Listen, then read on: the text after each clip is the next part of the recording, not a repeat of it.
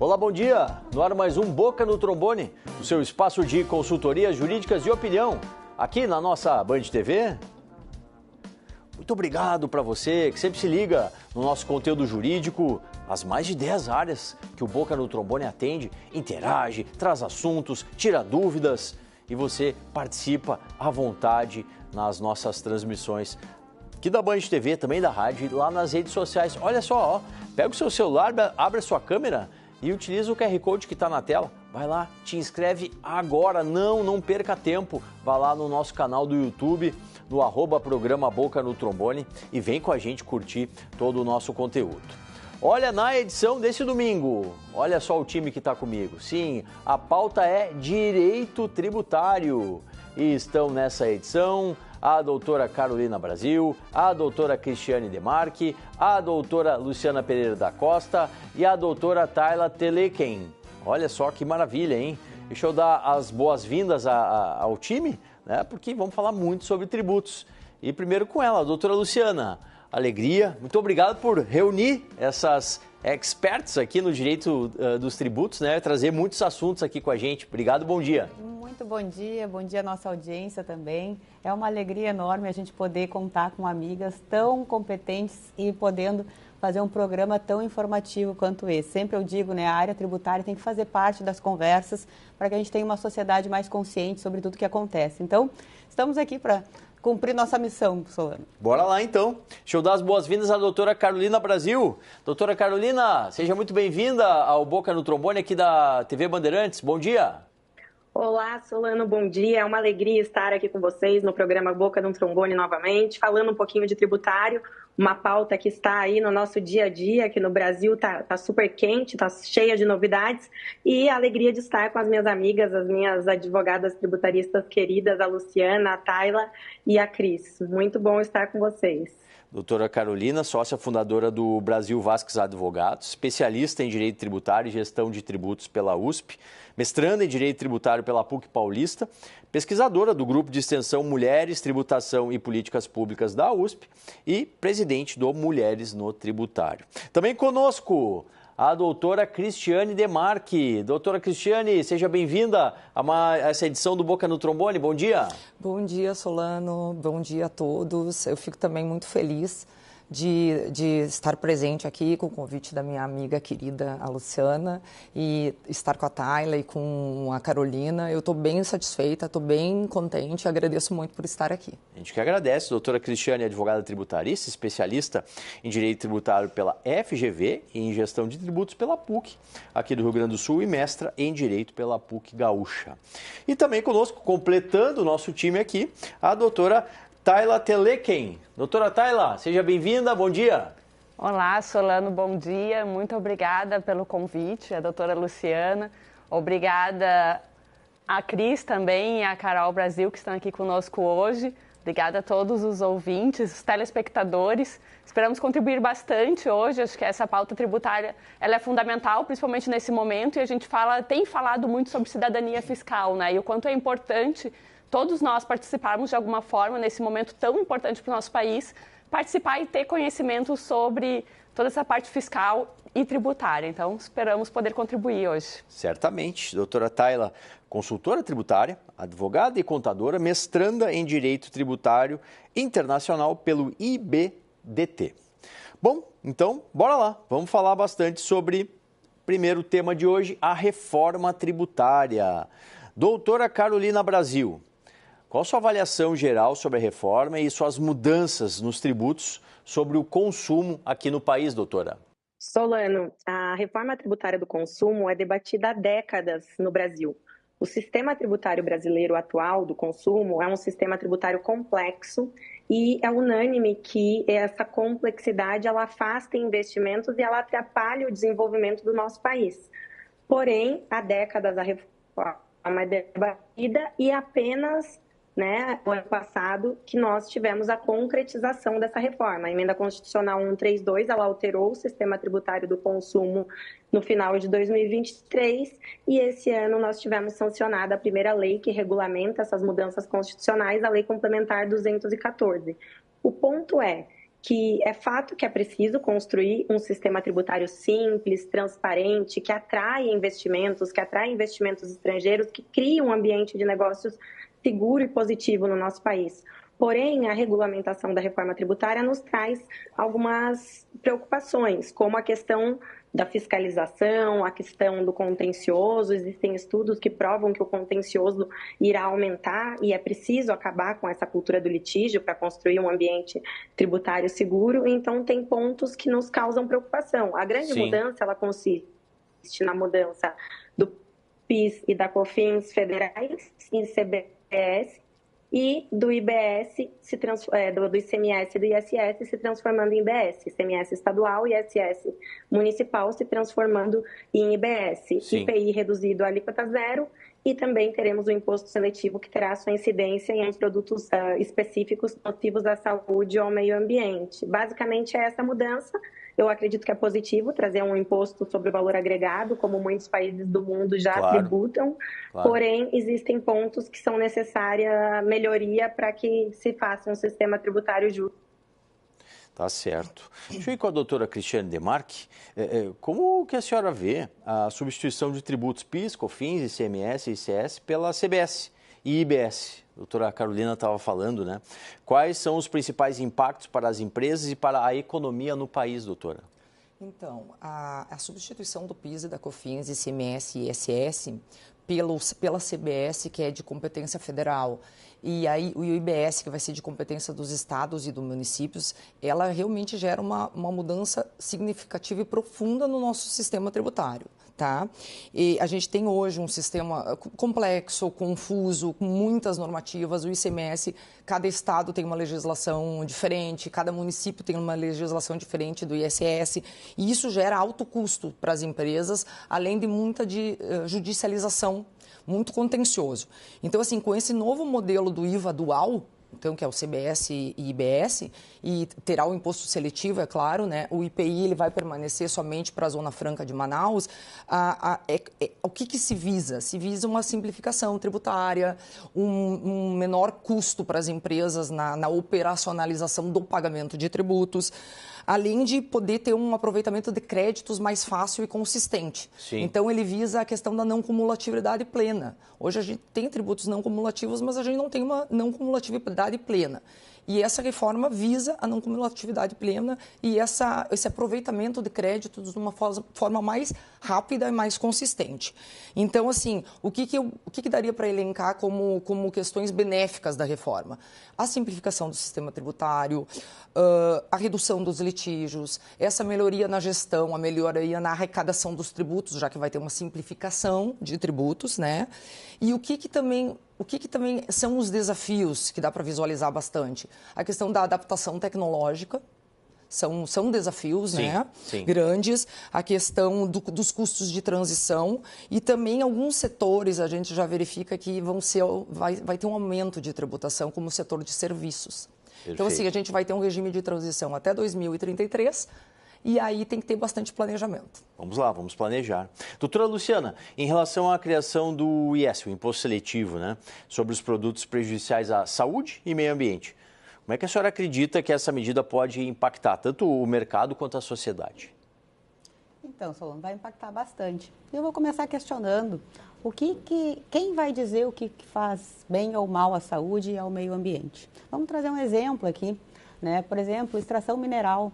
E aí a gente está falando de extração de minério de ferro, tá? Quem sabe o petróleo, o gás natural. São itens que daqui a pouco vão ter a incidência desse imposto seletivo, vão ser onerados na fase de extração. Isso traz uma consequência, por exemplo, na construção civil, né? Então, vai aumentar o custo da construção civil, essa questão. Então, por trás de um discurso, a gente sempre tem que questionar. Outro ponto, as bebidas alcoólicas. A gente tem aqui no nosso país o Vale dos Vinhedos, mais para o Nordeste tem a cachaça. São bebidas típicas nossas. Em vez de a gente fomentar essa indústria, se orgulhar com ela, como outros países fazem, com bebidas que são típicas deles, não, a gente vai onerar essa indústria, vai diminuir a competitividade delas e ainda vai deixar os que vêm de fora, né, com, às vezes, menos tributação. Então, é o questionamento que eu trago quando a gente fala de imposto seletivo. né? Que critérios vão ser usados aí e as consequências disso. Perfeito. Doutora Tayla, como que a doutora enxerga o papel da advocacia, né, nesse contexto da reforma tributária? Quais são as expectativas para o futuro do sistema tributário brasileiro após a implementação de todas essas mudanças, né, que estão sendo propostas pela reforma, doutora? Perfeito, Solano. Bom, a advocacia tributária está sendo fundamental nesse momento, principalmente para auxiliar na interpretação da legislação, que já veio através da emenda constitucional e através também da lei complementar, e todas as novas normativas que estão chegando agora e vão continuar vindo para realmente interpretar a lei e trazer essas melhorias dentro das empresas, né? De que forma as empresas vão se adaptar, de que forma vão adaptar os seus processos internos e toda a sua estruturação. E não só da advocacia tributária, mas também da própria, todos os consultores tributários, a assessoria, os operadores de direito e também a parte contábeis e todos os envolvidos na parte fiscal da empresa. Isso é fundamental nesse momento, principalmente para preparar as empresas para a reforma e para toda a nova legislação que está vindo, e principalmente que a gente tem que avaliar que durante esse período de transição, a gente vai conviver com 2 regimes diferentes ao mesmo tempo. Sim. E isso já vai começar em 2027 e vai até 2033. Então, vai ser um período grande de transição e é necessário, porque é uma reforma muito estrutural no nosso sistema tributário. Então, a gente tem todo esse período de adequação com a promessa de que vai simplificar lá na frente, mas durante esse período vai ser um período de uma complexidade muito grande e é fundamental todas as empresas estarem realmente com um assessor tributário para que auxilie nesse processo, claro, para que a gente não tenha perdas nesse meio do caminho. Perfeito. Outro tema aqui que as minhas convidadas abordam é a tributação de renda e patrimônio. Doutora Carolina Brasil, quais os desafios envolvendo a progressividade do imposto de renda no país, doutora?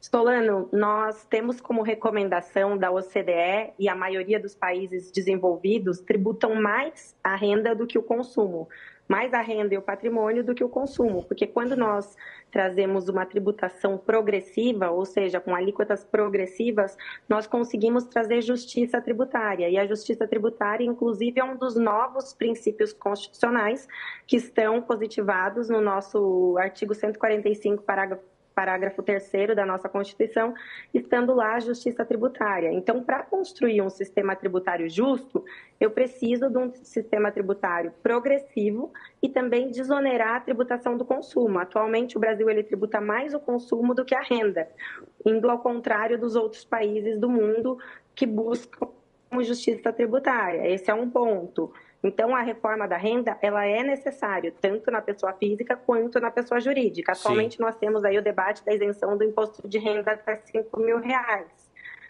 Acredito que isso é um grande passo, é necessário, é justo. Há tempos que o imposto de renda ele não acompanha a inflação, não acompanha todos os índices econômicos, então eu acredito que isso é justo. Só existe um ponto, claro, de preocupação, porque atualmente o país ele está em fase de corte de gastos. Então, conter o déficit fiscal também é importante, precisa se avaliar as medidas compensatórias que serão implementadas para compensar essa perda na arrecadação. Verdade.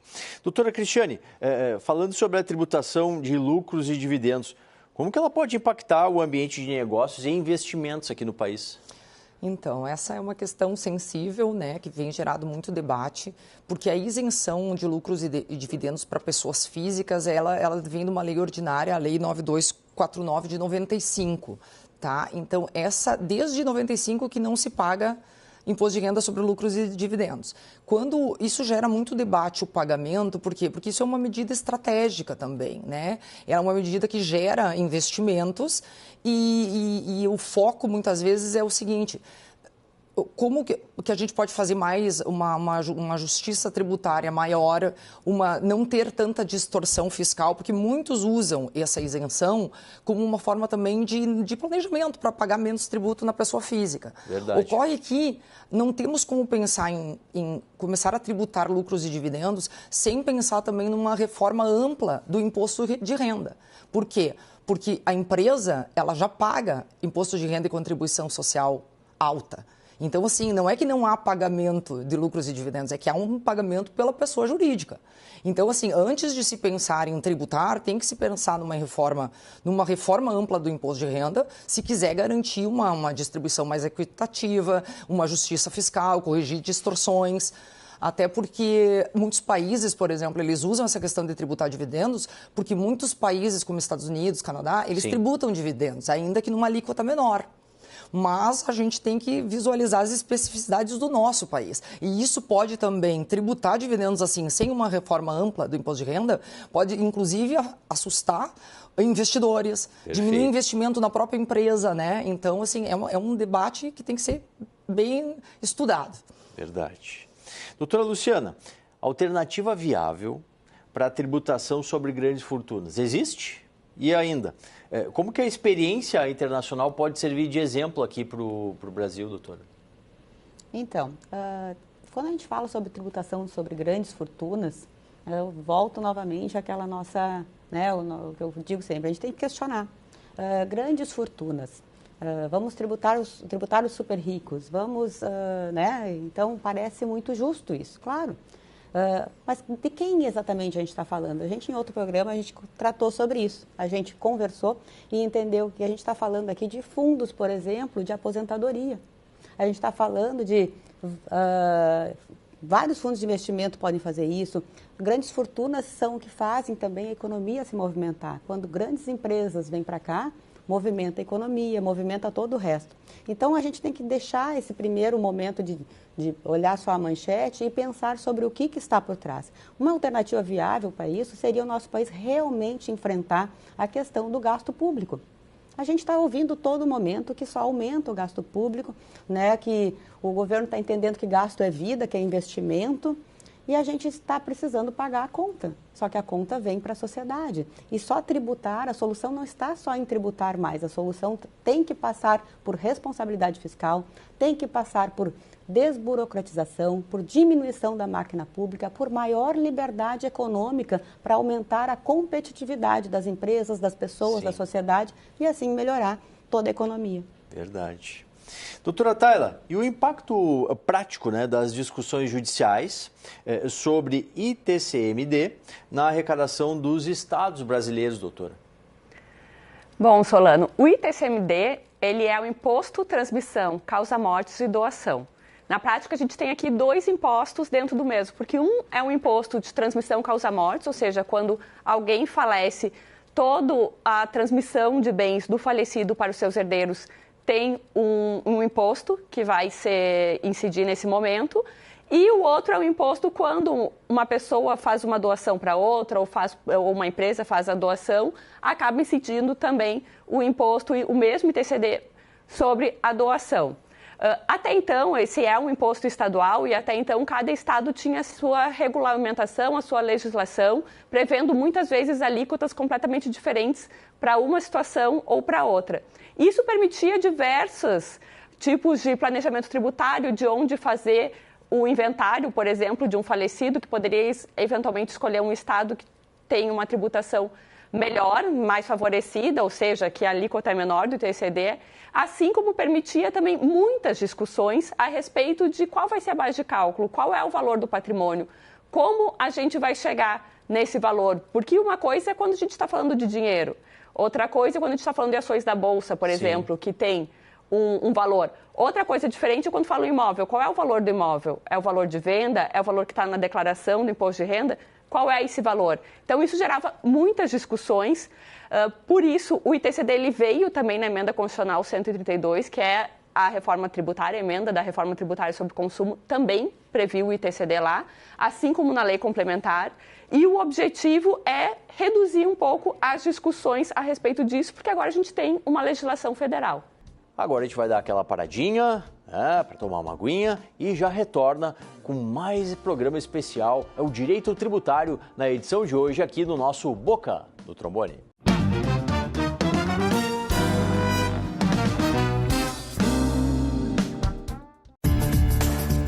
Vem aí a Cidade da Advocacia 2025. O maior evento jurídico gratuito do sul do Brasil está com as inscrições abertas.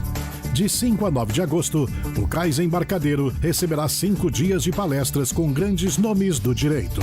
Te inscreve em cidadedaadvocacia.com.br. Cidade da Advocacia. Uma realização OAB-RS. Transferência, emplacamento, licenciamento. Não perca seu tempo. João Aurélio, 3330-2611. João Aurélio Registro de Veículos. João Aurélio, 3330-2611. Avenida Carlos Gomes, 31. João Aurélio, a grife do documento.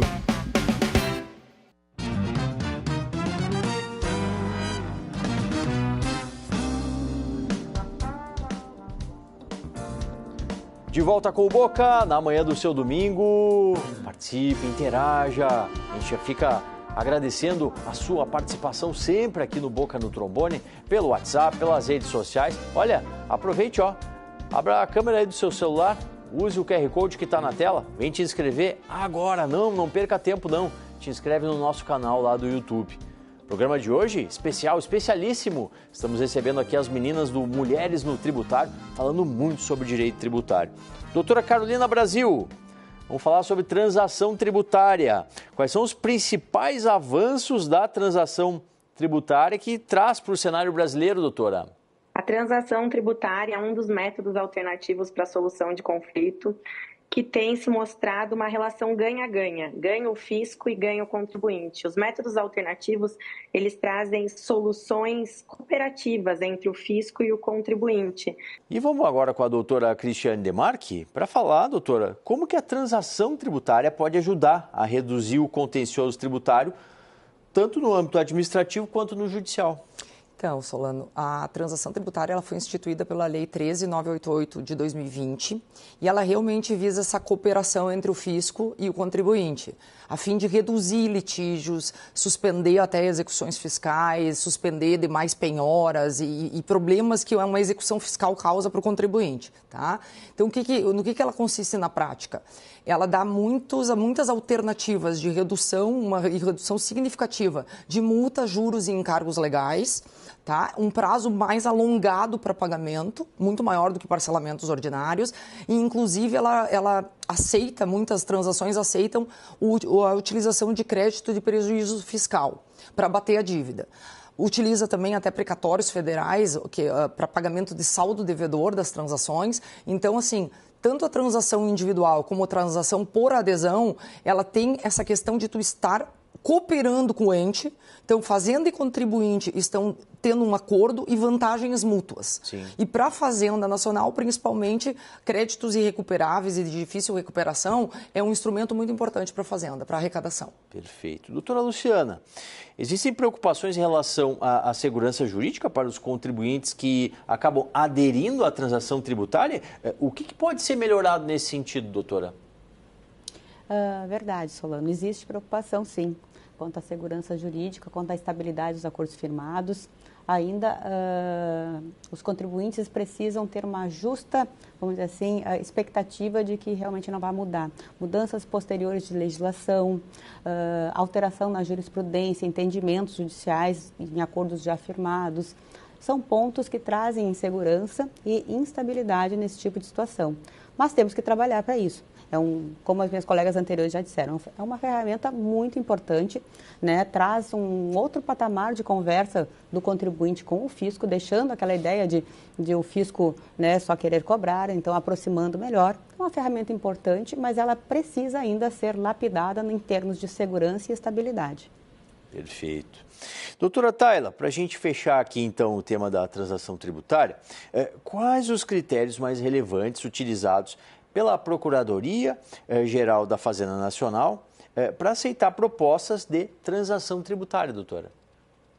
Perfeito. Como a gente já estava comentando antes, as meninas estavam comentando antes, a transação é um importante instrumento e ela pode dar muitos descontos, assim dizendo, para conseguir recuperar esse crédito para a Fazenda. Então, esses descontos eles são muito baseados no grau de recuperabilidade do crédito tributário nos olhos da Fazenda. quanto mais difícil é de recuperar esse crédito, maior vai ser a sua abertura para negociar, por assim dizer. Então, vai ter mais descontos, enquanto que se tiver um grau de recuperabilidade menor, não vai ter tantos descontos. E isso é muito tido com base na capacidade de pagamento das empresas. A capacidade de pagamento, ela é vista pela Procuradoria da Fazenda como um número estatístico, com base no quanto a empresa paga de tributos federais, com base no seu faturamento, nas suas receitas, nas suas despesas. Então, ela é um número estatístico e cabe ao contribuinte, se não considera, se não concorda com aquela capacidade de pagamento, trazer para a Fazenda elementos que demonstram, olha, minha capacidade de pagamento está aqui como A, sim, e tem 4 graus, A, B, C e D. Então, o contribuinte pode chegar, minha capacidade de pagamento está aqui A, mas com base nas minhas informações financeiras, eu consigo te demonstrar que eu não estou tão saudável assim financeiramente. Então, minha capacidade de pagamento precisa ser reajustada para o nível C, por exemplo. E tudo isso é base muito na cooperação e demonstrar todas essas informações financeiras para a Fazenda. Tá certo. Olha, meninas, doutoras, muito agradecido, doutora Tayla, doutora Luciana, doutora Cristiane. Agradecemos também a doutora Carolina, que esteve conosco, né? Aprendemos muito nessa edição especial do Direito Tributário. Já vi o convite para, em outras oportunidades, vocês estarem presentes aqui com a gente. E no domingo que vem, o que a gente tem? Tem encontro marcado a partir das 8h30 aqui com o Boca no Trombone na nossa Band TV. Até lá!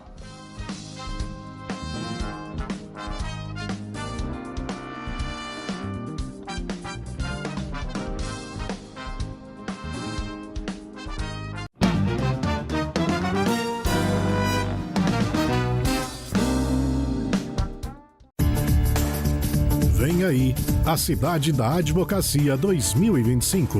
O maior evento jurídico gratuito do sul do Brasil está com as inscrições abertas. De 5 a 9 de agosto, o CAIS Embarcadero receberá 5 dias de palestras com grandes nomes do direito. Te inscreve em cidadedaadvocacia.com.br. Cidade da Advocacia. Uma realização OAB-RS.